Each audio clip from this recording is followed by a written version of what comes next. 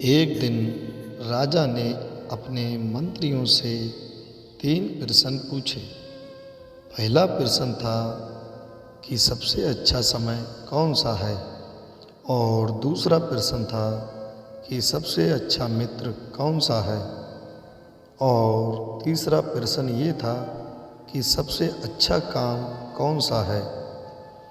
कुछ मंत्रियों ने राजा से कहा कि सबसे अच्छा समय और काम जो ज्योतिषी बताता है वही होता है, और कुछ लोगों ने ये कहा कि सबसे अच्छे मित्र मंत्री होते हैं। किंतु इन सब जवाबों से राजा संतुष्ट नहीं हुए। राजा ने इन 3 प्रश्न के जवाब को जानने के लिए राज्य के सबसे विद्वान संत के पास जाने का फैसला किया। राजा इस संत से पहले कभी भी मिले नहीं थे, उन्होंने सिर्फ नाम ही सुना था। राजा संत के आश्रम में पहुंचते हैं, लेकिन उस आश्रम में कोई नहीं था। राजा ने देखा कि आश्रम के पास में एक खेत है, और उस खेत में एक बूढ़ा व्यक्ति बीज बोने का काम कर रहा है। राजा उस व्यक्ति के पास जाते हैं और उससे संत के बारे में पूछते हैं। उस बूढ़े व्यक्ति ने कहा कि आप जिसे मिलना चाहते हो वो व्यक्ति मैं ही हूँ। बताइए आपको मुझसे क्या काम है। राजा ने वो 3 प्रश्न संत से पूछे। संत ने राजा के प्रश्न सुनने के बाद कहा कि आप पहले मेरी बीज बोने में मदद कीजिए। राजा बिना कुछ बोले संत की मदद करने लगे।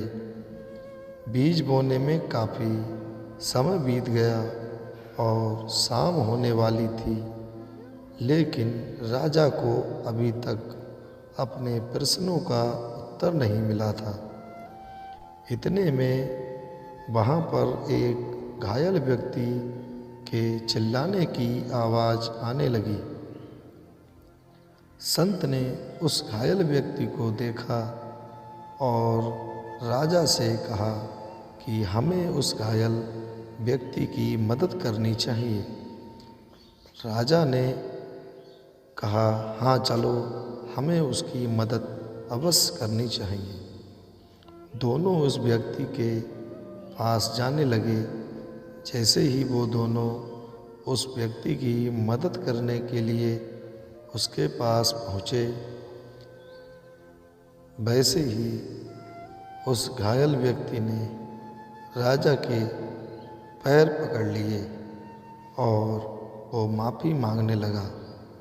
उस घायल व्यक्ति को ऐसे पैर पकड़ते देख राजा ने उससे पूछा, क्या हुआ, तुम यहाँ क्या करने आए हो। उस घायल व्यक्ति ने राजा से कहा कि मैं आपको मारने आया था, लेकिन आपके सैनिकों ने मुझे घेर लिया था।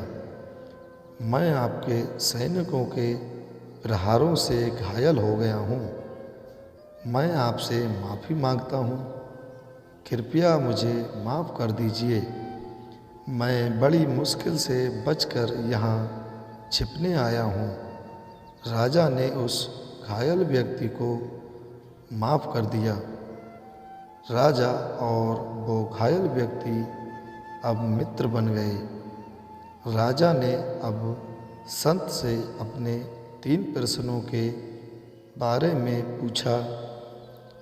संत ने राजा से कहा कि आपको आपके प्रश्न के जवाब मिल गए हैं।